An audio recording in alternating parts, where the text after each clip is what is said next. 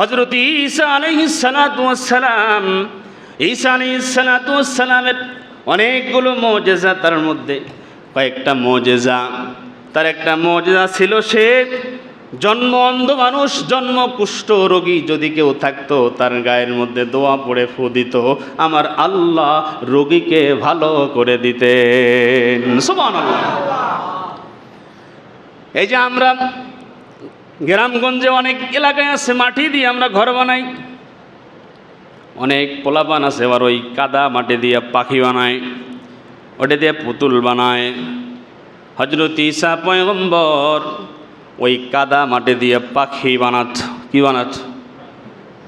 ঈসা পয়গম্বর মাটি কাদা বানায়, ওই কাদা মাটি দিয়া পাখি বানাতো, মূর্তি বানাইতো, পাখির মূর্তি বানাতো, ওটার মধ্যে ফু দিত, ওই পাখি জীবিত হয়ে আসমানে উড়ে যেত।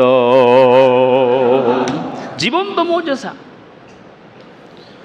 তার আর একটা মুজিজা ছিল, সে মৃত মানুষকে জীবিত করতেন। বলেন আল্লাহু আকবার। বিভিন্ন কবরের সামনে গিয়ে বলতেন কুম বিজনিল্লাহ, আল্লাহর হুকুমে উঠে যাও, তো কবর থেকে লাশ উঠে তার সাথে কথা বলতো। সুবহানাল্লাহ। প্রত্যেক পয়গম্বরের আলাদা আলাদা মুজিজা ছিল। তো হযরত ঈসা পয়গম্বর একদিন একটা কবরস্থানে গিয়া বলতেছেন কুম বিজনিল্লাহ, আল্লাহর হুকুমে উঠে যাও। তখন কবরস্থান থেকে একজন লোক উঠে দাঁড়ালো। এবার দাঁড়ানোর পরে বলতেছে তুমি কত বছর আগে ইন্তেকাল করেছ? তখন ওই কবর থেকে যে ব্যক্তি দাঁড়ায় আছে বলে 1000 বছর আগে। আল্লাহু আকবার। 1000 বছর আগে তুমি ইন্তেকাল করেছ। তাহলে বলো তো তুমি যখন ইন্তেকাল করেছ তোমার বয়স কত ছিল? তখন বলে আমি তখন তাগড়া যুবক ছিলাম, 20 থেকে 25 বছর। বলে তাহলে 20 থেকে 25 বছর বয়সে তুমি যদি মারা যাও তাহলে তো তোমার চুলগুলো কালো থাকার কথা ছিল, তোমার চুলগুলো এখনো পাকা কেমনে?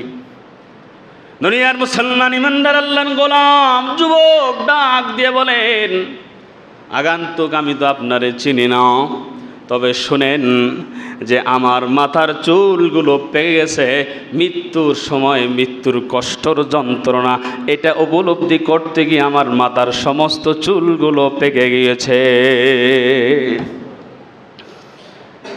এরপরে হযরত ঈসা পয়গম্বর ডাক দিয়ে বলেন আমি যদি তোমাকে আল্লাহ তাআলার কাছ থেকে অনুমতি নিয়ে তোমাকে দুনিয়ার জমিনে আবার কিছুদিন হায়াত দেই বসবাস করার জন্য, কত সুন্দর অফার বলতেছেন যে আমি যদি তোমাকে আল্লাহ তাআলার কাছ থেকে অনুমতি নিয়ে দুনিয়াতে আবার 2, 4, 5, 10 বছর যদি বসবাস করার জন্য সুযোগ করে দেই, তুমি কি বসবাস করবা?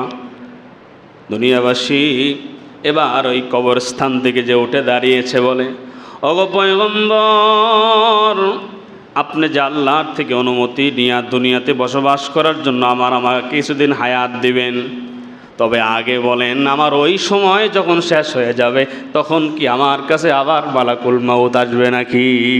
আল্লাহু আকবার।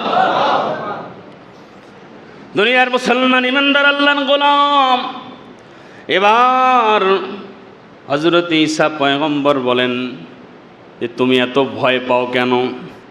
দুনিয়ার মুসলমান ইমানদার আল্লাহর গোলাম তখন বলতেছে যদি আজরাইল আবার আমার কাছে আসে তো আমি এই দুনিয়াতে 100 বছর হায়াত দিলেও আর বাঁচতে চাই না।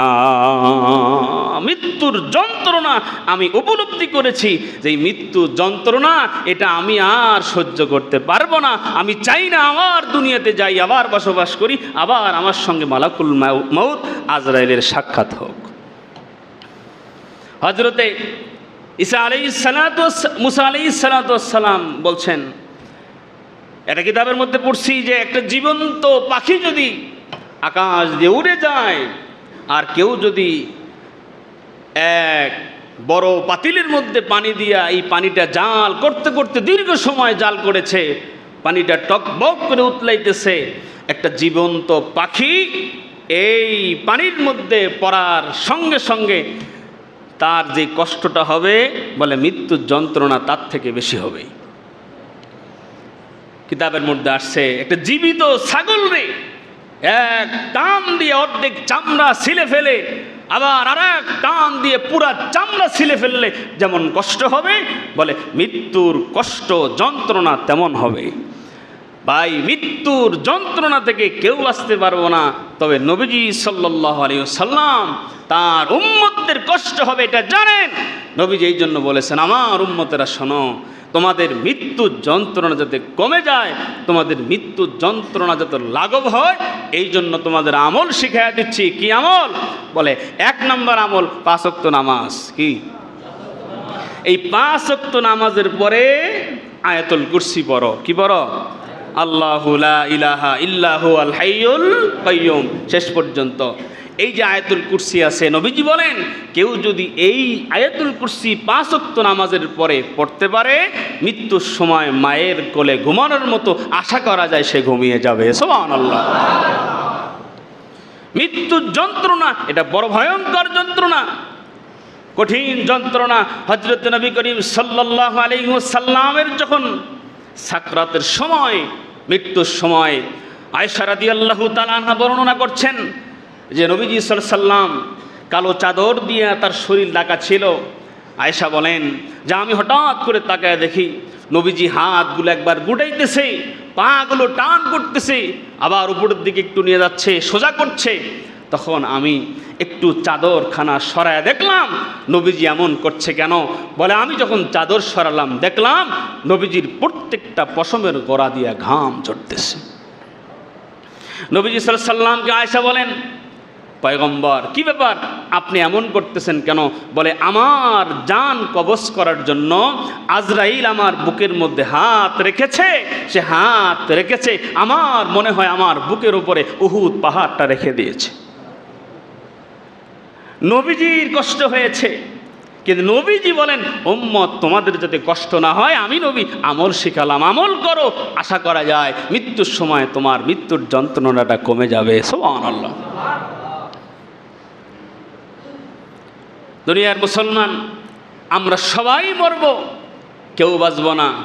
বড় কথা হলো আমরা যে মরব, মরার পরে আমাদের অবস্থান কি হবে, আমাদের ওই পরকালে হাসরের ময়দানে আমাদের হালাত কি হবে, এটা আমাদের একটু চিন্তা করা দরকার, গবেষণা করা দরকার। দুনিয়ার এই চাকচিক্যময় দুনিয়ার খায়সাতের মধ্যে পড়ে, দুনিয়ার লোভে পড়ে, নারীর লোভে, ক্ষমতার লোভে, সম্পদের লোভে, বাড়িগাড়ির লোভে আজকে মানুষ কেন জানি দিন যত যাচ্ছে অমানুষ হয়ে যাচ্ছে। ঠিক কিনা বলে? নিজের আপন ভাইকে পিটাইতেছে কেন?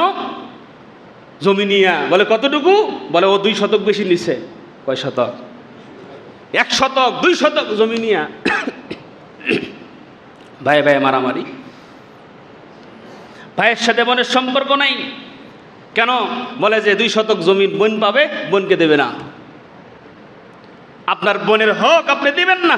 আপনি যে বোনের হক নষ্ট করে খাচ্ছেন, আপনি তো খাবার খাচ্ছেন না, জাহান্নামের আগুন খাচ্ছেন। ঠিক কিনা বলেন? যখন ছোটবেলায় ছোট ছিলেও ভাই বোন 3 জন 4 জন বাবা বাজার থেকে কলা নিয়ে আসলে ভাগ করে খেত। ছোটবেলায় সবাই সমান ভাগে ভাগ করে খাইতো।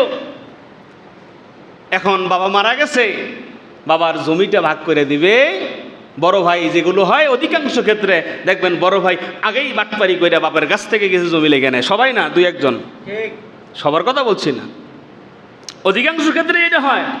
রাস্তার পাশে যেটা দেখবেন যে কিছু লোক আছে, বাবা যখন অসুস্থ হয় দেখবেন যে ওই সময় বাবার খুব তদারকি করে, বাবারে খালি খুব যত্ন করে যে কোনো রকমভাবে যদি টিপসই দিয়া যদি ওই 2-4টা জমি যেগুলো দাম বেশি ওগুলো যদি আগে ভাগে একটু লেহে নেওয়া যায় তাইলে তো কত ভালো। আছে না নাই? ভাই আপনার জায়গা 100 বিঘা থাকতে পারে, কিন্তু কবর 3.5 হাতের বেশি পাবেন না। কথা বলেন ঠিক না? ঠিক। এই জমি দিয়ে কি হবে? 200 কোটি ব্যাংকে রেখে গেলেন, কি হবে? কাফনের তো পকেট নাই যে 2-4 লাখ দিয়ে দেবে। যখন বলবে মান রব্বুকা ওয়া মা দীনুকা ওয়া মান নাবিয়ুকা, তা আমি তো গত 2-4 বছর আগে বয়ান করতাম যে কবরে যখন জিজ্ঞাসা করবেন মান রব্বুকা ওয়া মা দীনুকা ওয়া মান নাবিয়ুকা, তখন বলবেন যে আনা আওয়ামী লীগ। কি বললে চিনবে না? এই 17 বছর তো চিনতো, কথা কয় না। 17 বছর তো সমাজে চিনত, কিছু হইলেই বলে আমার চিনস না, আমি আওয়ামী লীগ। যদি কবরে বলেন যে আমি বিএনপি ছাত্র দল, আমি জামাত ইসলাম, আমি তাবলিগ পন্থী, আমি চরমনাই পন্থী, আমি জাসদ বাসদ, আমি এইটা ওইটা, ফেরেশতা চিনবে? তাহলে এই কি এর পরিচয়? এই দুনিয়াতে হেডন দেয় আমার চিনস, ক্ষমতায় যাই নাই এর আগেই দলের পরিচয় দিয়ে মানুষ পিডায়। কথা কয় না, আছে না নাই?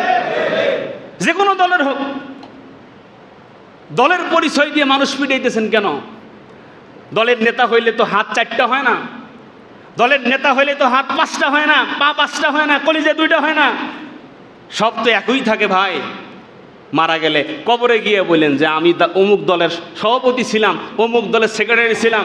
এক ফেরেশতা আর এক ফেরেশতার বলে কয় কি রে? কয় আমি তো বুঝি না। কয় ওরা বাইন্দে লোটকা আগে আধা ঘন্টা ভিড়া। কথা কয় না, ঠিক না ভাই? ঠিক বলেন। এই দুনিয়াতে যা কিছু আমরা করছি এগুলো মোহ, এগুলো খায়সাত, এগুলো কিছুই না, কিচ্ছু কাজে লাগবে না। চক্ষু বন্ধ হয়ে গেলে কিছুই কাজে লাগবে না। আপনি চেয়ারম্যান আজকে মারা যাবেন, কয়েক মাস পরেই নতুন চেয়ারম্যান আবার ইলেকশন করবে। আপনি এমপি মারা গেলে আর একজন ইলেকশন করবে। হাসিনা নাই, চলে গেছে, আর একজন এখন আবার ক্ষমতায় যাবে, সে মারা যাবে, আর একজন যাবে। পৃথিবী যতদিন আছে ততদিন চলবে, পৃথিবীর গতিতে চলবে। শুধু আপনি আমি যদি আপনার গতিতে, আমি আমার গতিতে না চলি, বিপদ আপনার আর আমার সামনে হবে। ঠিক কিনা বলেন?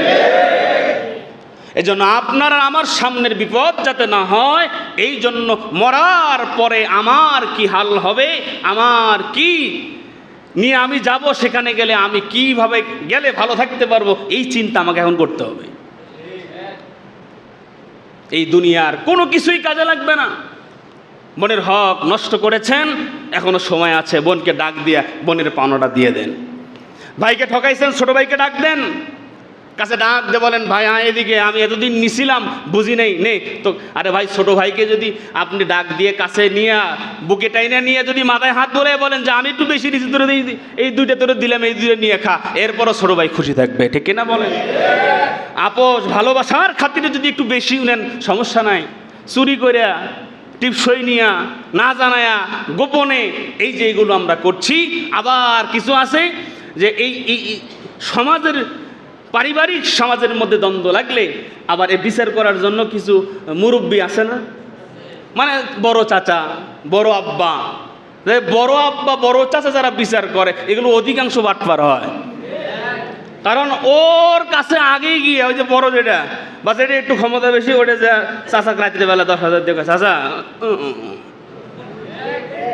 কি কথা বল না, ঠিক না? ঠিক বলে। আর যে টাকা নিয়া এই যে বাটপারি কইরা যারা, দুর্নীতি কইরা যারা এই যে 2 নাম্বারি বিচার করে, এগুলো মরার সাথে সাথে জাহান্নামে যাবে।